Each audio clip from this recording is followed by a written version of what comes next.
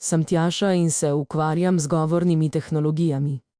To pomeni, da delam z računalnikom, ki na različne načine obdeluje govor. Najbolj preprosto lahko to opišem tako, da računalnik na en način deluje kot ušesa. Temu rečemo razpoznava govora. Na drug način pa usta za govor, temu rečemo sintetizator. Mogoče si tudi ti pogosto v stiku z govornimi tehnologijami.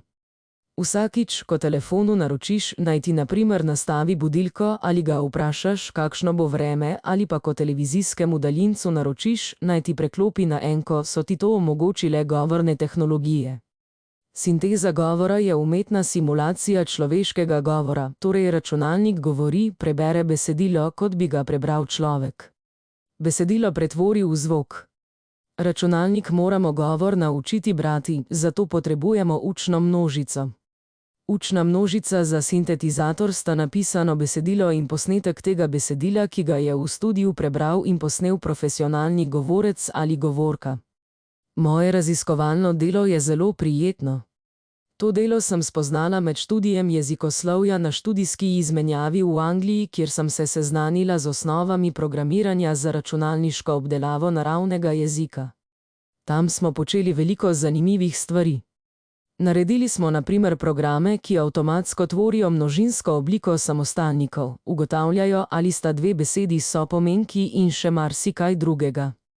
Zdaj poklicno delam stvari, ki so raziskovalno zanimive, poleg tega pa so še pomembne za družbo. Ena od prednosti govornih tehnologij je ta, da olajšajo življenje, na primer s pametnim upravljanjem doma ali virtualnim osebnim asistentom. Meni najljubši vidik govornih tehnologij pa je ta, da omogoča osebam s senzornimi oviranostmi, predvsem slepim in slabovidnim ter gluhim in naglušnim, da počnejo stvari, ki so nam popolnoma vsakdanje, da recimo na TV-ju spremljamo oddaje v živo, na primer Dnevnik ali pa finale svetovnega prvenstva v nogometu. Zame je čisto običajno, da lahko slišim, kaj se dogaja med nogometno tekmo, nekdo, ki ne sliši, pa te možnosti nima. Razvili smo tudi program, ki omogoča tujim študentom, da spremljajo predavanja v slovenščini.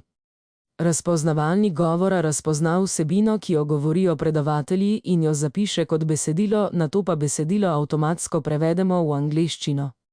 Tako je ta program uporaben za tiste, ki ne razumejo ali pa slabo razumejo slovensko, hkrati pa tudi za osebe, ki imajo težave s sluhom. Moj glavni pripomoček je računalnik, na računalniku pa programski jezik Python. Poleg tega pogosto uporabljam kakšne že pripravljene množice podatkov, recimo korpuse, to so velike zbirke besedil, leksikone, slovarje in podobno, ki so računalniško berljivi in mojim programom pomagajo, da delujejo bolje. Če se zmotim, poskusim ponovno.